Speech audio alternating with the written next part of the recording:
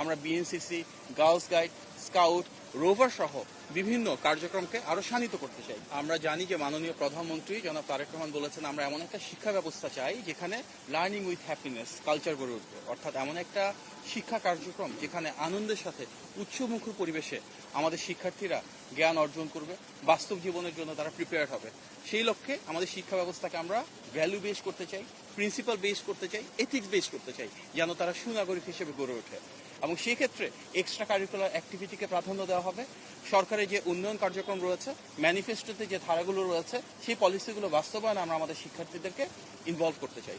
তার জন্য মাননীয় প্রধানমন্ত্রীর নির্দেশনায় আমরা BNCC, girls guide, scout, rover সহ বিভিন্ন কার্যক্রমকে আরো শানিত করতে চাই। আমাদের মূল উদ্দেশ্য বিএনসিসি, গার্লস গাইড কিংবা স্কাউটের মতন এই ধরনের যে প্ল্যাটফর্মগুলো রয়েছে এগুলোকে ন্যাশনাল লেভেলে কিভাবে আরো বিস্তৃত আকারে আমরা কার্যক্রমে সম্পৃক্ত করতে পারি তা নিয়ে কার্যকর উদ্যোগ গ্রহণ করা হবে।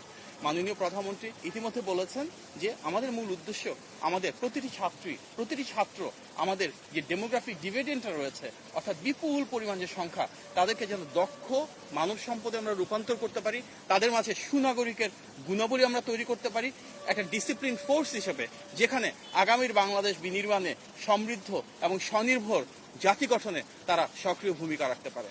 আমাদের সবাই যদি এক হয়ে আমাদের ভবিষ্যৎ প্রজন্মকে সেভাবে সুনাগরিক হিসেবে গড়ে তুলতে পারি, আমাদের শিক্ষা কার্যক্রমকে আনন্দঘন পরিবেশে তাদেরকে মাঝে সেই ভ্যালুজ এবং প্রিন্সিপালস ইন্টিগ্রেট করতে পারি, তাহলে ইনশাআল্লাহ একটি স্বচ্ছ এবং জবাবদিহিমূলক যে রাষ্ট্র ব্যবস্থা আছে সেটা বিনির্মাণ করতে পারবো।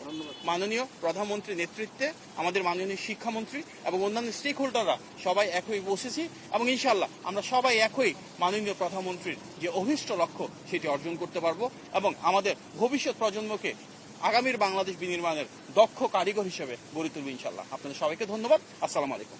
আর ওইটা বলে দিই, লাস্ট উনি যেটা বলেছেন সেটা হচ্ছে